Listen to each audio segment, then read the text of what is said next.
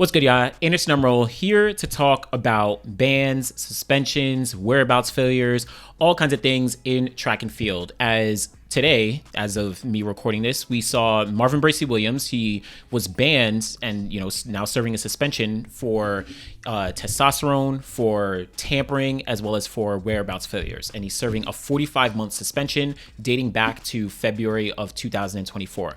If you remember, Marvin Bracy Williams, he's the 2022 World Championship silver medalist in the 100 meters.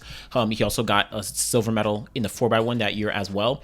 He kind of disappeared after the 2023 season. He didn't make the world team that year, but after competing at the Prefontaine Classic, the Diamond League final in 2023, he really kind of disappeared. In, I think, middle or maybe it was early this year, there was a video from Track All Access that, they had posted about Marvin Bracy Williams just doing some workout and stuff, but we had not seen anything from him. More recently, there was, some Twitter stuff that went down. I think it was Ray's Take where he was kind of going off and explaining the whole situation with him and Marvin and Dennis Mitchell. And eventually, now we got the information that Marvin has been banned for 45 months, all the way up until it's almost 4 years. So I think it goes all the way till the end of 2027. So the reason I'm making this video is to talk about the different ways that we kind of treat athletes and marks and performances and careers of these athletes who have served some kind of ban for whatever it may be. So whether that's full-on cheating with like testosterone and steroids, or whether that's a whereabouts failure, or whether that's an accidental and understanding for like a stimulant or something of those sorts, right? Various different athletes have served various different suspensions, but we as fans and media and consumers of track and field tend to treat different athletes differently depending on their situations, and even sometimes depending on the athletes, and who they are. And I guess I do wonder, and this is a question for everyone, on like, how is it that you treat a certain athlete who might have served a ban?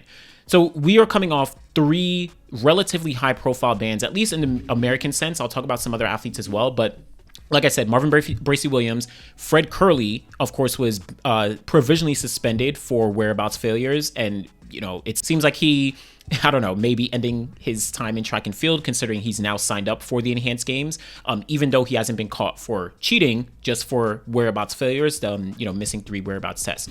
Also, we saw Erriyon Knighton. He's been banned going all the way for 4 years. He won't be able to compete at the 2028 Olympic Games due to the tainted meat situation. So, and he lost the appeal that he'd been going through. That's kind of a crazy case, and it's really unfortunate, but he's serving the ban as of now.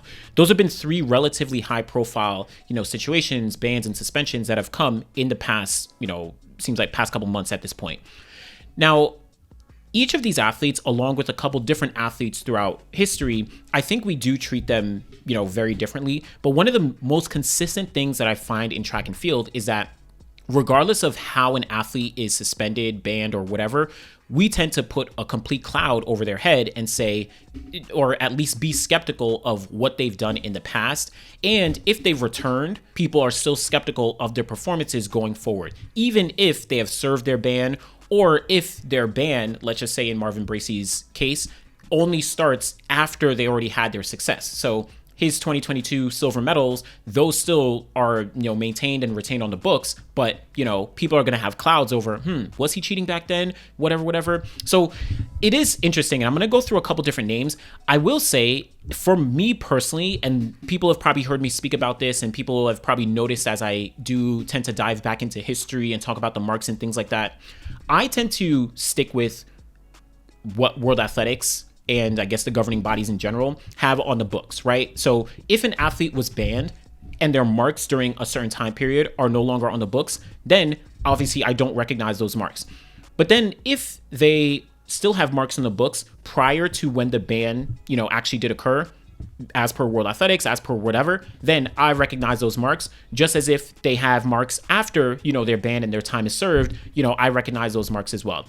I think people in general still do the same, but the way people actually communicate and recognize those marks and those performances kind of gets muddied a little bit and will vary based on the athlete, based on, what they were banned for, what their suspension occurred for, whatever it may be. So I'm going to just use an example of Justin Gatlin. So he, of course, was Olympic champion in 2004, world champion in 2005, and then he was banned in 2006. Of course, he had equaled the world record of 9.77 seconds in 2006, tied with Asafa Powell. But because of the ban for testosterone, he, of course, lost that world record mark, and he sat out for 4 years, 2006 to 2010. But he did retain his gold medals from 2004 and 2005, both the hundreds and then also the 200, bronze in 2004, gold in 2005. When he returned in 2010, he went on to obviously have an even more successful career, winning golds and silvers and bronzes, et cetera, et cetera. And many people look at Justin Gatlin as a blanket cheater because of, how serious the case was, of, what he was banned for and different things like that.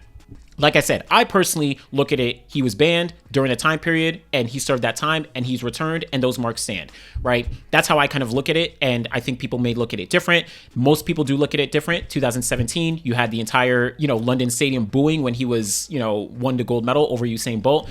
But I think it's hard to kind of parse out and determine, okay, yeah, he was cheating outside of that window, even though he was only banned for this certain time. I don't know. That's what I'm curious about for y'all. And then you have others like a Marion Jones, for example, where she was a child prodigy, right? Coming out of high school, 1995, 96, right? She was in high school, legendary high school athlete, went pro 1997, 1999, won those gold medals at the World Championships. But of course, she was caught up in the Balco scandal, was caught for testosterone, and then she lied and all these different kind of things. And she, of course, has been banned. Now, people treat her very, very similar in the sense that it's like, nah, you were a cheater, and she was a very, very high profile cheater, but all of her marks prior to 2000 still do stand, while everything afterwards, no longer is on the books. And people do treat her like an absolute cheater. Then on the flip side, you have a few athletes who I think people give a lot of grace, even if they have similar situations to a Justin Gatlin or a Marion Jones, but they might not have been as serious, in terms of what they actually used. So as an example, LaShawn Merritt, 2010, he was banned at the end of the year, or 2009, I think.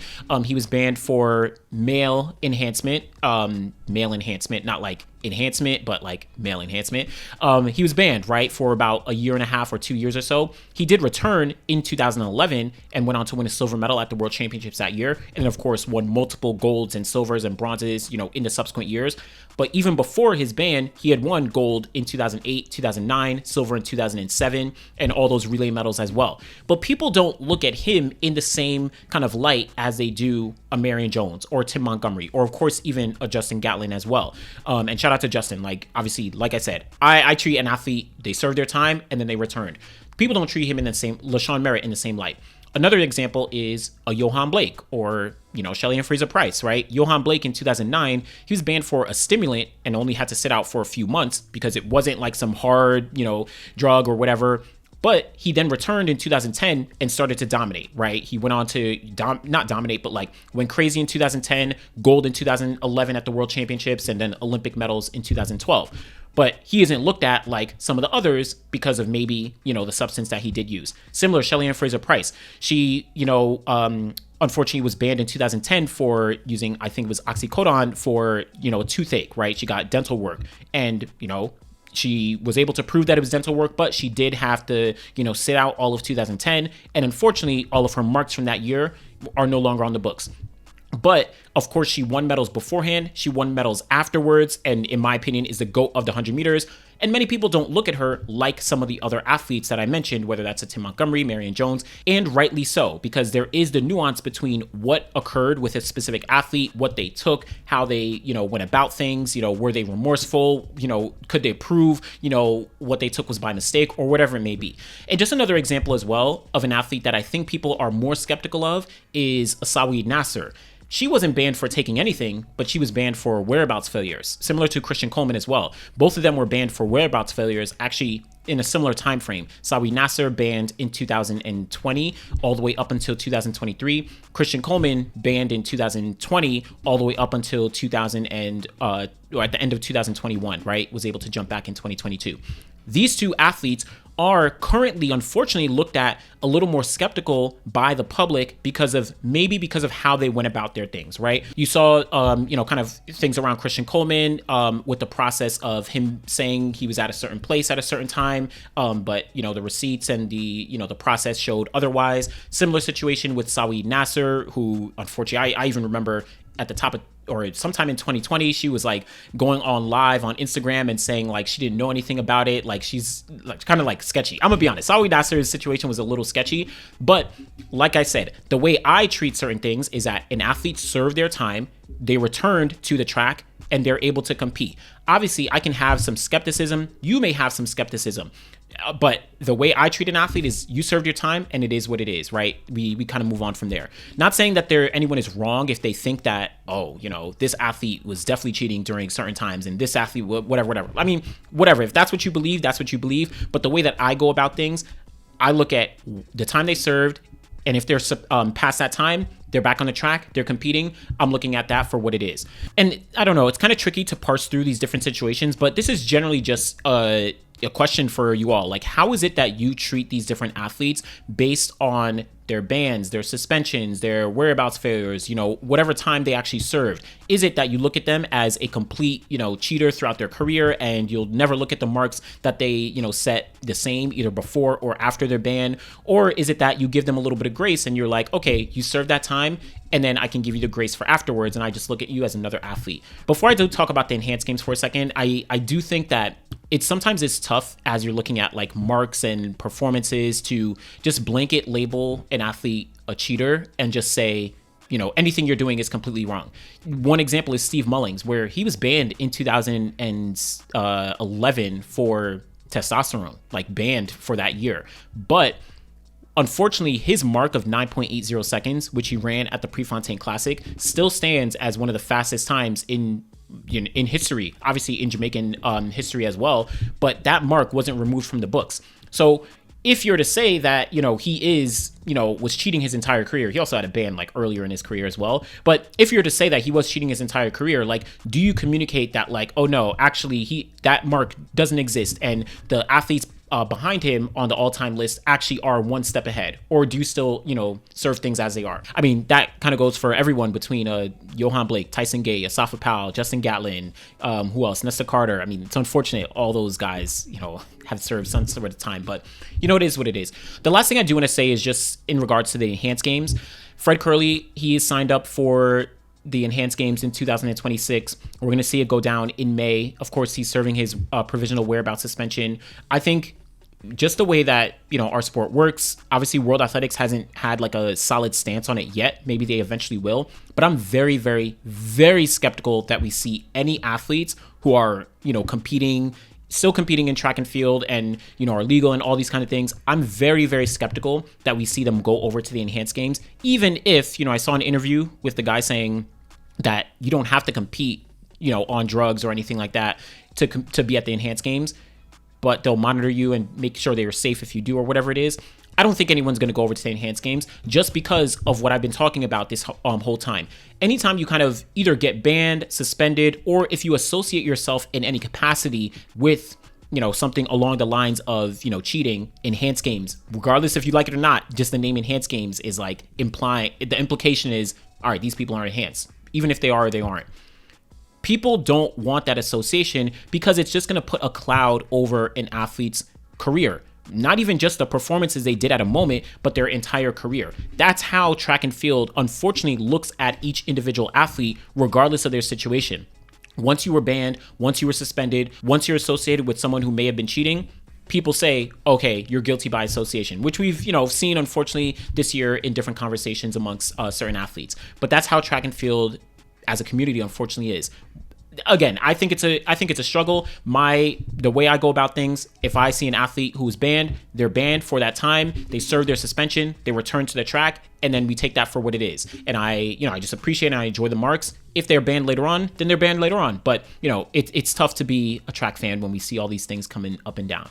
I don't know, but Again, question for you as a public, as a community, go in the comments. How is it that you treat different athletes who have served a ban, who have served a suspension for whether it's whereabouts, testosterone, for, you know, a stimulant, or whatever it may be across the board? Let me know what you think. Be sure to like the video, subscribe to the channel. Truly appreciate y'all. Thanks for watching.